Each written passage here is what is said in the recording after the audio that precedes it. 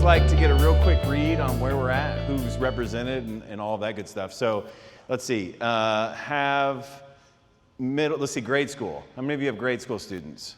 Okay, how many have pre-students? They're not in school yet, okay? Middle school? High school? College? Empty nesters. Okay. And so you don't want to be here anymore. Come on, this conversation's, you're like, oh, I'm so glad we didn't have to go through this one. And so, yeah, we're going to continue on this conversation. I'm sure that we're going to have a couple more. So 10 Things actually is a 4-hour seminar that we do, obviously a half a day, and we go through 10 totally different topics that students are dealing with today, teens and tweens, and the things that I think either teachers, educators, coaches, parents should know about what's going on in adolescent life. So that's what 10 Things is. What we wanted to do tonight was, since we kind of made our own little message that we call Selfie, Rethinking Healthier Social Media and Cell Phones, we do that for schools. We said, why don't we just take 2 of the 10 topics in 10 Things, and we talk just about those 2 things, which those 2 happen to be social media and cell phones. And so we're going to look at they're not really in an order, but one of the top 5 and then one of the bottom 5, and we're going to merge those together. The interesting thing is, in this presentation, when we're talking about those 2 topics, they're so crossover, right? So much social media now is done with our cell phones, and our cell phones thus then are impacted by social media. So it's a really easy topic, but I'm going to cover some things that will feel a little bit out of sequence because I'm literally pulling it out of my 4-hour thing. So we're going to do that in an hour. So basically what we're going to do is we're going to talk about where we've come from as a culture, what we're up to, what we've been doing, and then we're going to, and where we are now. And then we'll start talking about social media, then cell phones, and then at the end, like I said, I'll give you a couple healthy tips. I was telling a couple parents beforehand that my goal in this is not to tell you what's evil, what's wrong, what's bad, but instead give you some information and let you make some decisions. What's healthy for our family? What's good for our kids? Because no one knows your kids better than you do. And I remember when I started this out thinking, oh, I know parenting, right? But now I have 3 kids and I don't know parenting. And so I'm not telling you how to parent your kid, but what I can tell you is information that's out there about your kids and what your kids are dealing with that's very different than when you and I grew up, regardless of your generation. And I'll show you that and kind of prove that point to you very specifically. And so that's kind of where we're going to go. So who am I? My name is Jeff Berg. A lot of people call me Serge, so you've seen me in a lot of different realms, maybe on social media, because of all these roles. So you're saying, well, why are you here to talk about students and teens? And again, I'm just telling you this big arc that I continue to find myself on, but I'm passionate about students, and I'm even more passionate today than probably I was yesterday, because I do have a 7th grader, a 6th grader, and a 3rd grader right now. So we're dealing with the exact same issues that you are. Everybody's got a cell phone, or how long can I be on it? Fortnite's not terrible, like whatever, right? And so it's okay to spend the entire day playing Fortnite. And so we have those same conversations. So 3 things that I really want to point out at the very, very beginning as we get started.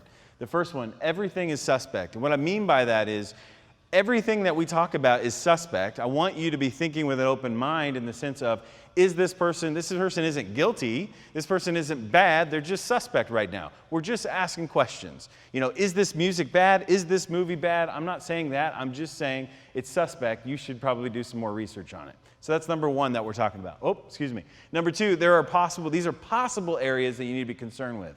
So many times I'll have parents leave and immediately go get on their kid about something in particular that I talk about, and the kid's like, I don't do that at all. And so they might not. There are pockets of things that I'm going to show you research-wise that may affect your kids in this area and not in this area. And so my kid was on the bus in 3rd grade when he saw his first inappropriate picture on another kid's cell phone. So in 3rd grade on the bus. And so that happens, but that was a pocket moment because the rest of the 3rd graders didn't need to hear that message. So that was something very exclusive to just a few individuals that were in that situation. So know that up front. And the very last one is don't react, but respond. And what I mean by that is my wife was coached volleyball for many years. She had the opportunity to coach volleyball at the University of Tulsa. And I was sitting at a practice one time, and she was communicating with the team, listen, guys, I don't want you to react. I want you to respond. And what she meant was when you jump up in the air to get in front of the ball when they're spiking and all that good stuff, I want you to respond to where the player is going. And it caught me real off guard. And I'm like, well, I've always been taught to react, right? But there's a negative attitude with react. If we wait till it happens and then immediately try to react to it, we're often put our body in the wrong spot. That's what she was communicating. And then she would say, so I want you instead to figure out where they're going to go before they do it, watch their body language, watch where they're going to hit, and then respond to that. And so that's the same exact thing I want you to get as parents. Instead of reacting to the bad thing that happens when you're just tired of it and you're cranky and you're like, you know what, you're grounded. How long? Forever. Like, you know what I mean? Your cell phone's gone forever. So instead, let's come up with some parameters ahead of time so we can respond in a healthy way, knowing up front that we're going to have issues. And so let's make a decision ahead of time, what's going to happen if that happens. So now we get to respond to the situation instead of react in a really negative way. Does that make sense? So that's a big part of our conversation. During the high school years, your kids will fire you as a parent, and they're going to hire you back as a consultant. So Jim Burns is the one that gets this credit for this quote, and it's a really interesting one, and it's very, very true. Some of you have probably already experienced this, that we know that they're going into adolescence, so they're going to be moving towards identity, developing their own identity. And so what does that look like for them? And to do that, they do have to distance themselves from us, the parents. But that doesn't have to be an unhealthy situation. It can be a very healthy situation, which is what we're going to continue to talk about. So here are the top 3 issues that I think we face, and I really put them in a different order, or I put them in the order, but I put them in an order that communicates kind of how this dialogue started. The first one is what I feel like I heard when I was a student. When I was in school, I heard drugs and alcohol are like the number one thing. So we instituted DARE programs, and we were told, just say no. And that was like the dark. The bad kids did those things, and that was the entire conversation, I would say, all through there. The second one, though, is probably what I started learning when I was in college in psychology, and that is identity, which we already talked about. That students, the biggest issue facing students is this identity crisis. They don't know who they are. They don't know who they want to become, so that's the biggest problem. I would like to argue that those are still important issues and are still problems for students, but I think there's a third piece of the pie, and that is the rules have changed. I want to argue and build the case tonight that I think the rule has completely changed for students. And we don't really grasp how much the rules changed for this game that we call adolescence. And so let me explain what I'm talking about. This first picture that you're going to see is a hoodie. And so when I was a kid, and probably for you as well, the hoodie meant nothing more than keeping yourself warm. You'd put the hoodie on and all those different things, but unfortunately, because of recent events and things in our media, the hoodie now represents something totally different. And because of that, you can't wear a hoodie when you go into stores. You can't wear a hoodie very often in school. If you do, you got to keep it down or tucked in. I see that a lot in schools. They have to tuck their hoodies in. It's not because kids are trying to make some statement. I'm just pointing out that the innocent hoodie has now taken on its own persona because of different things that have happened, whether that's school shootings or anything like that. The next one, how about piercings? Piercings have changed quite a bit. Think about it. I remember, and maybe I'm the only one, maybe it's because I grew up here in the Enid area, I don't know, but piercings were kind of like, oh, she's got a piercing. Like, right? Like, you can't date her, she's got a piercing. And so that kind of thing, to today, where the company I work for has now said piercings are totally fine. Even facial piercings are totally fine. And so some of you already cringed to that. But I'm just saying, that is just the reality that the rules changed on that one. It is not the stigma that it used to be. You might not like it, but the reality is culturally, that's kind of where we are. I saw a study recently on this one, a new article yesterday I read that said there is no difference hiring people now. They're not basing any of the decision on ink, which is a good thing. I'm not saying it's right, wrong, or indifferent. I'm just saying it was a stigma when I was younger, and it is not a stigma anymore as far as with ink. Whether you like it or not like it, I think it's pretty great. This is a fun one. This slide has been on my slideshow for the last 5 years. I didn't know it was going to be such a political topic now. But yeah, right here in Oklahoma, has this become the topic to come? Well, maybe it's not even a topic to talk about anymore. So we're already past that. I don't know where you stand on it. But the point is, the rules changed. It was illegal last month, and now it's not. All right, so even that, the rules literally changed in a pretty big way. So a cheerleader wore this T-shirt to school up on the Northeast, and obviously got asked to go home from school and to change her outfit. And she's like, I ain't doing that. So she got suspended. She then, of course, took the school to court, and she won. School said, the court said, you can absolutely wear that shirt to school. So she came back and said, yeah, breast cancer awareness. I'm going to wear the shirt. And then she got her whole cheerleading squad to wear it, and the whole school started wearing it. And I wonder, was it really about breast cancer, or is it a defiant thing? I'm not saying it was or wasn't. I'm just saying that's interesting how much that's changed. Because if we leave room for Save the Tatas, then we have to leave room for I Heart Boobies, which were the bracelets that were worn, hugely popular about 2 years ago, a year ago, and they've kind of faded off here recently. But you would ask a student, why are you wearing that? Duh. But the whole point of it was to raise breast cancer awareness, cancer research, and of course, if you had that support, you got to support the other bracelets that were out for a long time. And so you can still get those online as well. And so again, I'm not saying right, wrong, or indifferent. What I am saying is the rules changed. This was a stigma. You couldn't talk about these things when I was younger. And now, of course, kids are wearing them in the schools. But this is probably the best one. I know teachers will connect with this one quite a bit. The difference between just, again, in a generation. So we see on the left side, our parents yelling at the kid for terrible grades, and now today the parents yelling at the teacher for the bad grades. That is absolutely true. If you ask any educator in any school system in the country, this is something that's culturally very, very different, just very, very recently. But you don't want to believe me? Let's talk about research then. So a guy named Tim Elmore put together this book, and he talks a lot about the difference between Generation Y and IY. That was his little term that he wanted to coin when he wrote this book about 10 years ago now. But since then, so I put up here the generations. They're at the bottom for you to really understand the differences. So when we're talking about these generations, Generation Y is going to be your millennials right here in the middle. So if you were born somewhere between 1980, 81 to the mid-90s, you're a millennial. And then Generation IY would be the Gen Z right here, which would be the middle 90s to the mid-2000 teens now, which means we don't have a name yet for any 2013 and beyond. So 5-year-olds have no name. They've talked about them actually being generation unknown, which is really, really interesting as far as the psychologists. What are we going to call them? So I'm not going to show hands. You don't have to tell me which generation you are. But you can see just real clearly that's what we're going to talk about. So this conversation, these points I'm getting ready to lay down, are literally just the changes from millennials to Gen Z. So Generation Y to Generation IY. Just the difference in 15 years, how far we've traveled already. So the first point that he talks about is parental controls, parents. So we know the term helicopter moms, where they come in and they rescue the child out of the situation, and it's not my baby, and you pull them out of that. My wife is a helicopter mom. And so then, but that transfers into rather what they've seen today is stealth bomber moms. This is where you go in and you blow up everything. No, not my baby. And the teacher's wrong, the coach is wrong, the umpire's wrong, your kids are wrong, which is really, really interesting. That is a major transition for us in one generation, just in 15 years. Here's another one. Technology Central. That when they started surveying kids, this generation surveyed kids said, technology is important to us as food and air. Like, rate them. And so they said, my phone is as important as food. All right, like food, phone, like really, really close, which is both funny, but I really want you to also let that sink in.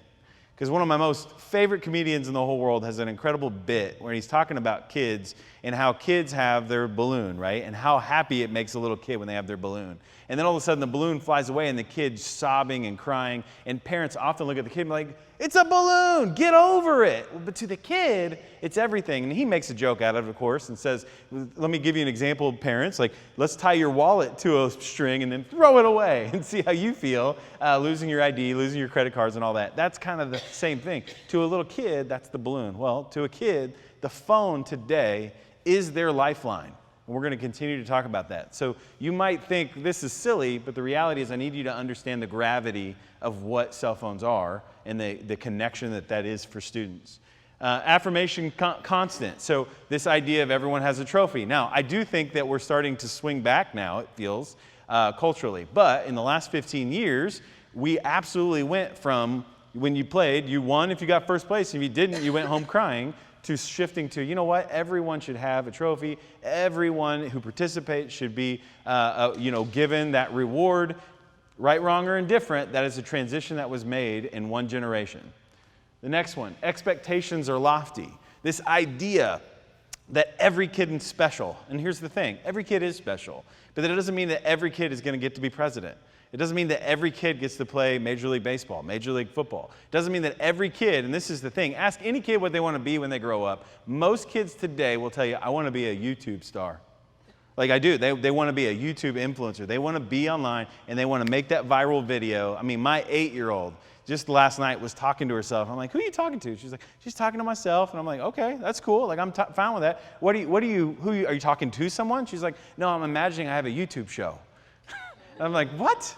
Like, you should have a YouTube show. And she's like, right? Mom said no. And so that's where we are. And so schedules being very, very structured. A generation ago, you still would get on your bike when you got home and you would play until what?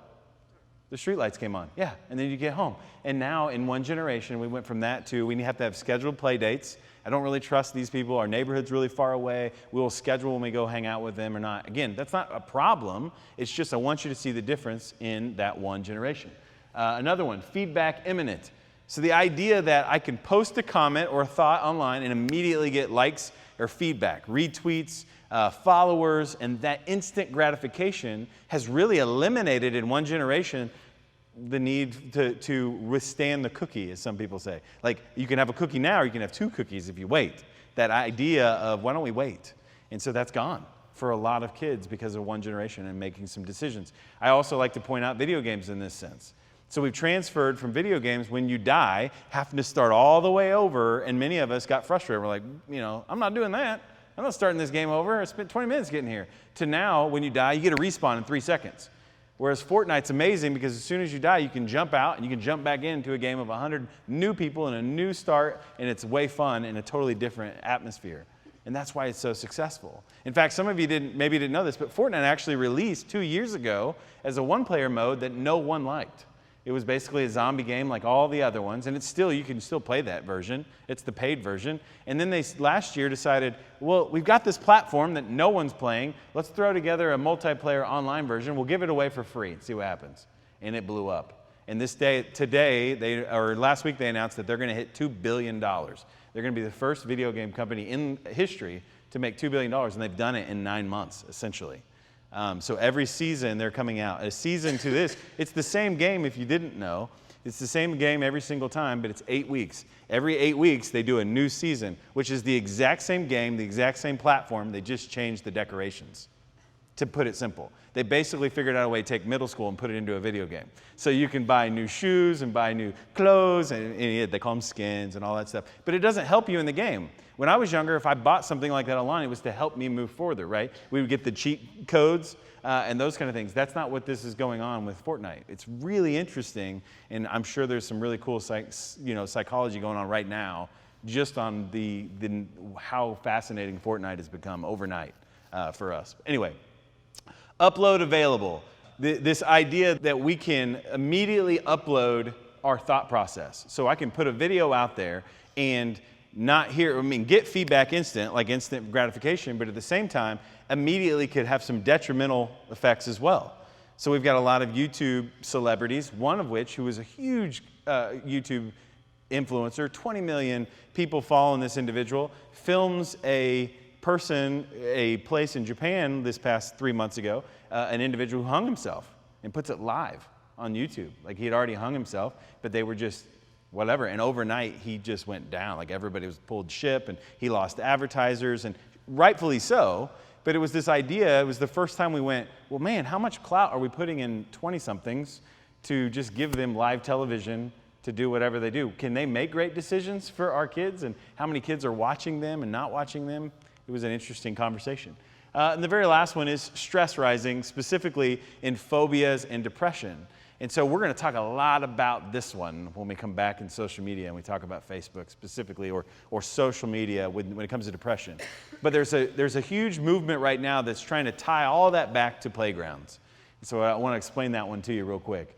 The thought is that in the mid-90s, we started pulling playgrounds from elementary schools all over because we couldn't deal with the insurance. Insurance got so high that we couldn't risk kids getting hurt on playgrounds, so schools started pulling them.